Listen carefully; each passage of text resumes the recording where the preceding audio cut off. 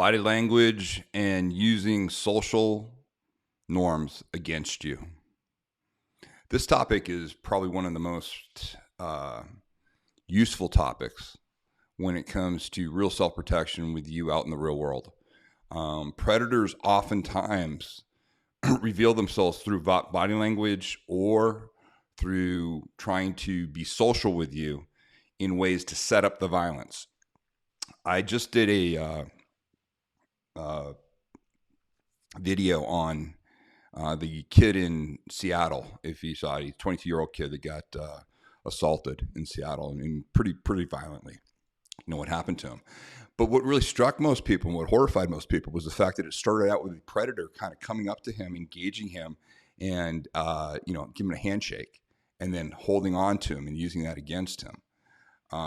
It's actually a very, very common tactic that a lot of muggers use, a lot of criminals use for a variety of reasons. I remember the first time I heard about that, I was in London in the 80s, and I was going to school, and I was talking to one of the doormen, and he was telling me a story about how they had a problem with a guy, and the guy went off. I think this was in one of Jeff Thompson's books too.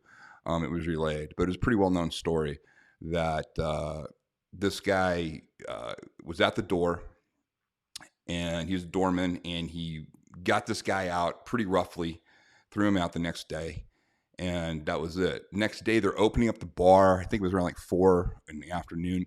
This guy shows up, the guy that they threw out the night before, saying, "Hey, I just wish to apologize." Went up to the guy. He goes, "No hard feelings. Really sorry about that." And he put his hand out. And as soon as the bouncer, put his hand out to shake his hand, he grabbed his hand, pulled him in, and then came up with a knife with his other hand, stabbed him 4 times, and ended up killing this guy, the bouncer.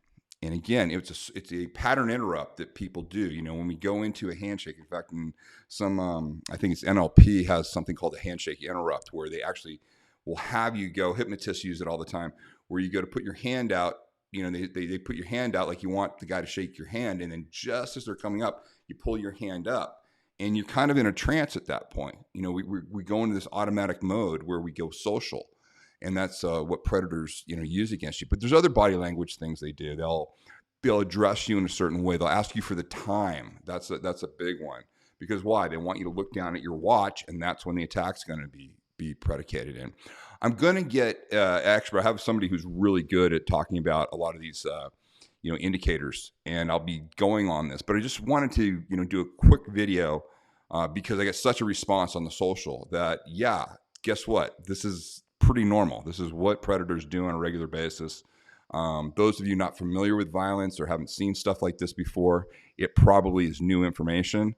But a lot of people, this isn't going to be new. You're going to sit there and just shake your head and go, "Yep, I've seen this." I remember growing up on the beach in San Diego, a lot of rough parts of the boardwalk, and this stuff happened all the time. You knew if a guy asked you for your time that you took 2 steps back. You knew what you were being set up. It's just you kind of grow up that way, and you get used to people's body cues and the body languages that they give away. The false sincerity. When I was talking to Michael Thompson, the former Aryan Brotherhood leader, he talks about the idea of, warm smile, cold heart, and that's what a lot of these guys do. They seem very outward. They seem very friendly, approaching you, even though you don't know who the hell they are. And they seem, quote unquote, non-threatening, and they just are trying to get close enough to initiate the attack. So again, this is one of those things that, again, learning human nature is probably one of the most important things that you can do, especially in unfamiliar areas. The problem is we get so used to our social circles that once we're outside our social circles, we often engage with people we don't know the same way we would engage with our social circles. And that can be used against you like that. So again, think about that. Be smart about people. If you don't know who the hell it is, don't bother, whether or not, you know them or anything. Don't bother whether or not you feel awkward.